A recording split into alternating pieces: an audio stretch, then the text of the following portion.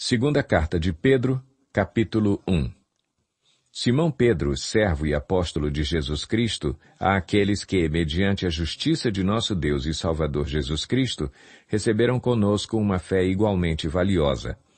Graça e paz lhes sejam multiplicadas pelo pleno conhecimento de Deus e de Jesus, o nosso Senhor.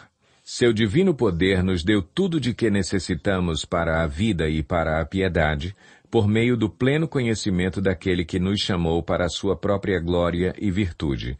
Dessa maneira, ele nos deu as suas grandiosas e preciosas promessas, para que por elas vocês se tornassem participantes da natureza divina e fugissem da corrupção que há no mundo, causada pela cobiça.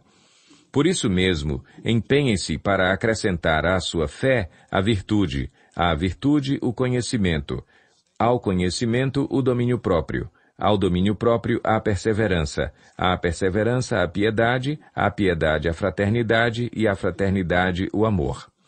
Porque, se essas qualidades existirem e estiverem crescendo em sua vida, elas impedirão que vocês, no pleno conhecimento de nosso Senhor Jesus Cristo, sejam inoperantes e improdutivos. Todavia, se alguém não as tem, está cego, só vê o que está perto, esquecendo-se da purificação dos seus antigos pecados. Portanto, irmãos, empenhem-se ainda mais para consolidar o chamado e a eleição de vocês, pois, se agirem dessa forma, jamais tropeçarão, e assim vocês estarão ricamente providos quando entrarem no reino eterno de nosso Senhor e Salvador Jesus Cristo. Por isso, sempre terei o cuidado de lembrar-lhes estas coisas, se bem que vocês já as sabem e estão solidamente firmados na verdade que receberam. Considero importante, enquanto estiver no tabernáculo deste corpo, despertar a memória de vocês, porque sei que em breve deixarei este tabernáculo, como o nosso Senhor Jesus Cristo já me revelou. Eu me empenharei para que, também depois da minha partida, vocês sejam sempre capazes de lembrar-se destas coisas. De fato, não seguimos fábulas engenhosamente inventadas quando lhes falamos a respeito do poder e da vinda de nosso Senhor Jesus Cristo. Ao contrário, nós fomos testemunhas oculares da sua majestade. Ele recebeu honra e glória da parte de Deus Pai, quando da suprema glória lhe foi dirigida a voz que disse: "Este é o meu Filho amado, em quem me agrado." Nós mesmos ouvimos essa voz vinda dos céus quando estávamos com ele no Monte Santo. Assim, temos ainda mais firme a palavra dos profetas, e vocês farão bem se a ela prestarem atenção, como a uma candeia que brilha em lugar escuro até que o dia clareie e a estrela da alva nasça no coração de vocês. Antes de mais nada, saibam que nenhuma profecia da Escritura provém de interpretação pessoal, pois jamais a profecia teve origem na vontade humana, mas homens falaram da parte de Deus, impelidos pelo Espírito Santo. 2 Pedro, capítulo 2. No passado surgiram falsos profetas no meio do povo, como também surgirão entre vocês falsos mestres. Estes introduzirão secretamente heresias destruidoras, chegando a negar o soberano que os resgatou, trazendo sobre si mesmos repentina destruição.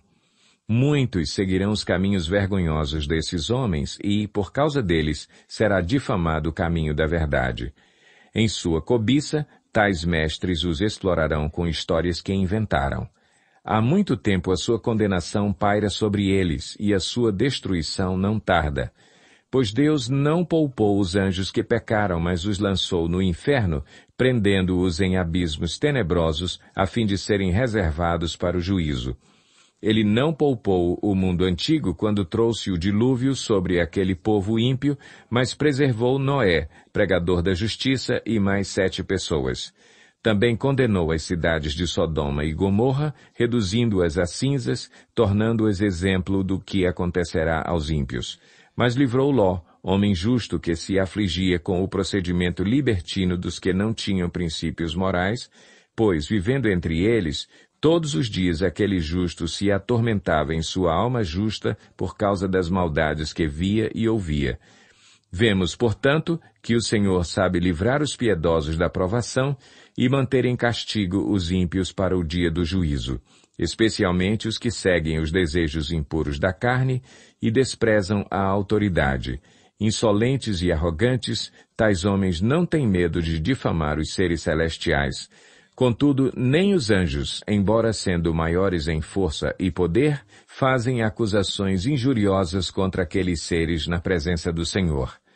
Mas eles difamam o que desconhecem e são como criaturas irracionais, guiadas pelo instinto, nascidas para serem capturadas e destruídas. Serão corrompidos pela sua própria corrupção. Eles receberão retribuição pela injustiça que causaram. Consideram prazer entregar-se à devassidão em plena luz do dia. São nódoas e manchas, regalando-se em seus prazeres quando participam das festas de vocês. Tendo os olhos cheios de adultério, nunca param de pecar.